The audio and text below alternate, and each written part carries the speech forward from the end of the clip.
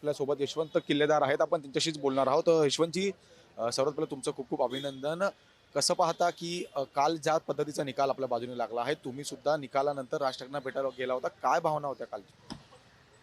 भावना काय भावना म्हणजे राज ठाकरे साहेबांच्या चेहऱ्यावरचं जे हसू मी आणू शकलो त्याच्यात मला खूप आनंद आहे. राज ठाकरे साहेब खूप आनंदी होते, कारण हा दादरचा बालेकिल्ला जो आहे तो मराठी माणसाचा बालेकिल्ला राखण्यात आम्हाला सगळ्यांना यश आलं आणि त्यामुळे राज ठाकरे साहेब खूप खुश होते. त्यांच्या चेहऱ्यावर एक चांगलं हास्य होतं. तुमची पहिली प्रतिक्रिया तुम्ही निवडून आल्यानंतर काय होती? काय नाही, त्यांनी मला शाब्बासकी दिली. छान. हां. छान छान, चांगलं केलंस, चांगला लढलास, अशी प्रतिक्रिया दिली त्याने. त्यांचं एक प्रकारे हृदय जिंकलं असं सुद्धा त्यांनी. हो, हृदय मन दोन्ही जिंकलं.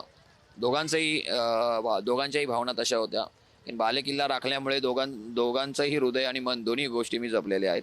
आणि असं त्यांनी तशी प्रतिक्रिया ती मला संबोधून सांगितलं, की छान केलं तू, की आपलं हृदय आणि आपलं मन या दोन्ही गोष्टी तू छानपणे लढलास आणि राखल्यास.